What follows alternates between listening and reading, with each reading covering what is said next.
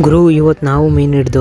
Hi friends, ಎಲ್ಲರಿಗೂ ನನ್ನ ಈ ಮಿನಿ ಬ್ಲಾಗ್ಗೆ ಸುಸ್ವಾಗತ. ಹಂಗೆ ಬೆಳಗ್ಗೆ ಎದ್ದು ಟೀ ಕುಡ್ಕೊಂಡು ರೆಡಿಯಾಗಿ ಕೆರೆ ಕಡೆ ಹೋದೆ. ಯಾಕಂದ್ರೆ ಅಲ್ಲಿ ಮೀನ್ ಇಡ್ತಾ ಇದ್ರು, ನೋಡೋಣ ಅಂತ ಹೋದೆ. ನೋಡಿ ಹಂಗೆ ನಡ್ಕೊಂಡು ಕೆರೆ ಕಡೆಗೆ ಬಂದೆ. ನೋಡಿ ನಮ್ ದೊಡ್ಡಪ್ಪನಲ್ಲಿ ಬಲೆ ಹಾಕೊಂಡು ಫುಲ್ ವೇಟಿಂಗು.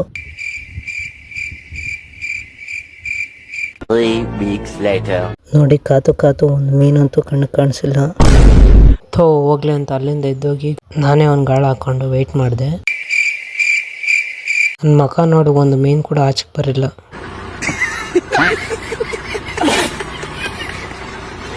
ನೋಡಿ ಈ ಮೀನು ನಾನೇ ಹಿಡ್ದಿದ್ದಲ್ಲ, ಇಲ್ಲಿ ಯಾರೋ ಪಕ್ಕದಲ್ಲಿ ಹಿಡ್ದಿದ್ರು, ಅದನ್ನ ನಾನು ತೋರಿಸಿದ್ದು ಅಷ್ಟೇ.